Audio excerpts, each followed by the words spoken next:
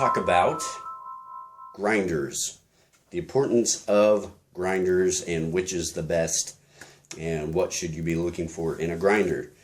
So you've already watched my other two videos. You know the importance of quality water. You know the importance of whole beans that are close to the roast date. So we got that out of the way. Now you got to grind your coffee. How should you do it? What's the best way to go about it? So there's really only three ways you can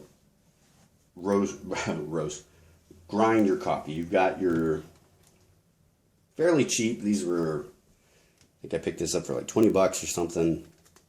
And my wife and I actually use this to grind up peppers, herbs and stuff, you know. But a lot of people get these blade grinders, coffee blade grinders. And that's one option. Another option is to go for a portable hand grinder like this. And then you've got a electric Burr grinder. And not all electrics are Burr grinders, just so you guys know. So keep an eye out for that. So first off, blade grinder. Let's kind of talk about the good, the bad, and the not so good about these things. So they're cheap, kind of portable. It's got, as you can see, two blades that grind up in there. Pretty basic, pretty simple. And then I measured out 12 grams of coffee roughly for each one, just so you guys kind of can see. So I put it in there, and hopefully you guys can see this.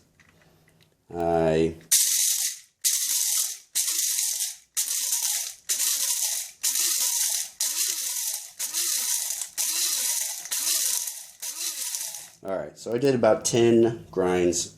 Pretty quick, not too bad.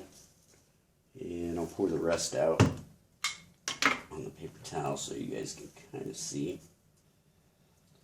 So the great thing is I just ground fresh coffee. The bad thing is, I don't know how well you'll be able to see this. Sorry about bumping the thing. Alright. But we've got really big chunks, medium little pieces, real tiny pieces. So it's all over the board as far as the grind. So the next one, I'm just going to move on real quick and I'll talk about the differences. Next one, we've got the, like I said, portable grinder. It's got a conical burr here, and then this round part around it is the other burr.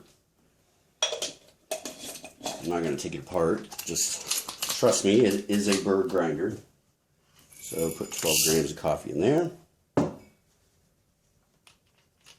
And it's very portable, doesn't need electricity. And I'll speed this part up real quick.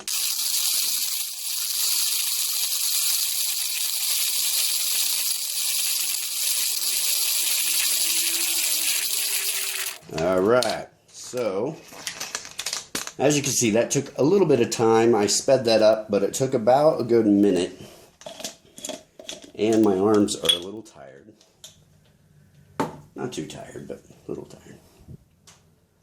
So dump some of this out so you guys can see. But as you can see, much more consistent grind. A little more effort, but much better grind. So, lastly, we got the Burr grinder. I've got it set to about a medium grind. Pour over. It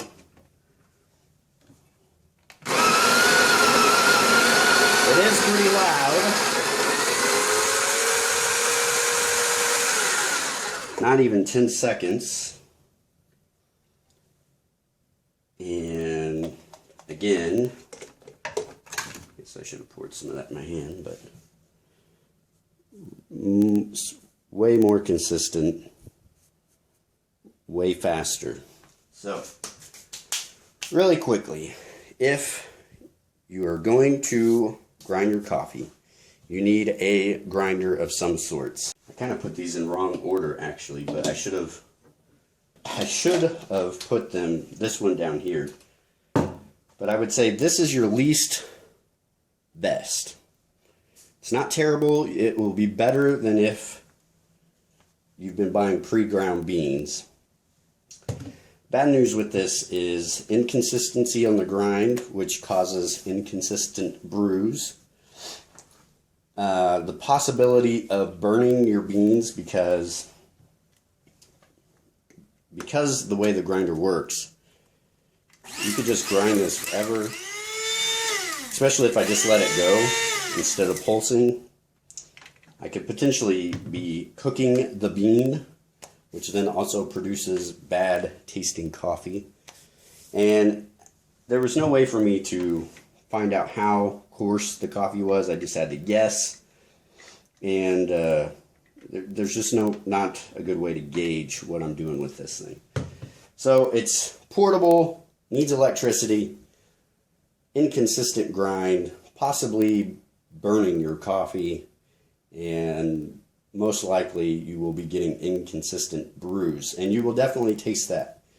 So the least best way to grind your coffee. Next step, and depending on how you look at it, this is an awesome way to grind coffee. There's all kinds of hand grinders out there. There's some that you attach to your wall. They're old vintage ones. There's new modern ones that are smaller. They can get super fine, so you could do espresso with this. You could do Turkish coffee with this. You can take it camping. If there's an emergency, their power's out or something, you got to have coffee. If there's no coffee in an emergency, then you've got a crisis. So you've got to have coffee. So these are always nice to have around. The bad thing is, just so you can kind of see how this one works, for me to change the grind, I have to remove this piece here. I take this piece off, and then I can either tighten it or loosen it. And again, it's kind of trial and error on how the coffee, on what you're trying to do. If you're trying to do French press, you might go too coarse or not coarse enough. And it's just trial and error. So that's the bad thing about this. Not as easy to turn on the fly what you're wanting to do. Takes a lot of work. I mean, it does give you an arm workout, but you get a much, much more consistent grind, much better tasting coffee. Finally, fall's right in the world, power's still going, you've got no issues. Get a Burr Grinder. Get an electric Burr Grinder. It does not have to be an expensive one if you're doing just pour overs or a French press. If you're getting into espresso, that's a totally different matter. You'll just need something that can go really fine and have really consistent grind on the finer settings. This Bodum is not one of them. Even though it claims it can do espresso, it cannot. I've tried it. But what's great about it is, as you saw, it took no time at all, like 8 seconds. If I need to make adjustments, I've got 6, 7, 8, 9, 10, 11, about 12 different settings here. And I have total control over my grind size. It's so fast that there's no time for it to be heating up the coffee and doing anything bad to it. And it's awesome. Bad news is, with that one, as you can see,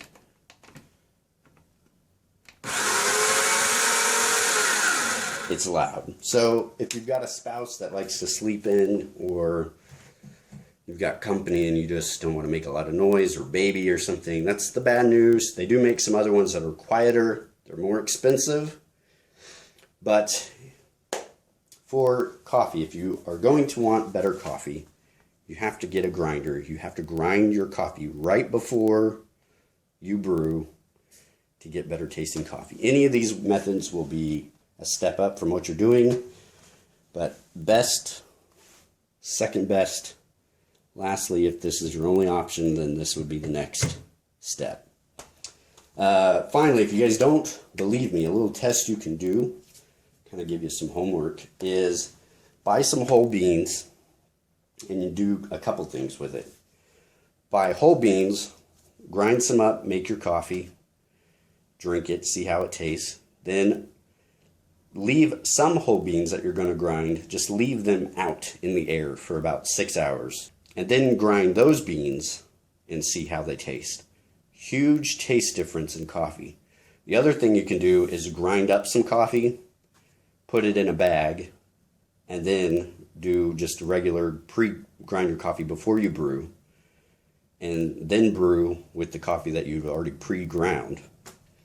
You will also see a huge difference, even though the coffee was in a bag. Again, it has to do with air exposure, which is bad news for your coffee. So those are just some things to keep in mind and some things you can experiment with. But if you can, go with a Burr Grinder. I'll put a list down below of just some real cheap grinders that you can buy that might be good if you're wanting to get into this. They won't break the bank. This one I think is about $110. There's another one that's about $120 that might be a step up from this.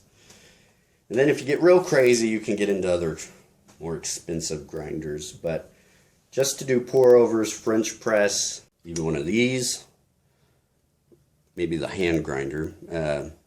But yeah, this one will do that too. If you're doing an AeroPress, all these will be perfect for doing coffee. So better quality coffee needs a grinder. Keep that in mind, and the next video, I'm not sure what it will be yet, but I will try to be a little more consistent on my coffee videos. As you can see, my setup as far as lighting and stuff is not the best. So anyway, hope you guys enjoyed this. If you have any questions, please comment down below. Please subscribe, share, like, all that good stuff. And I will talk to you guys later. See ya.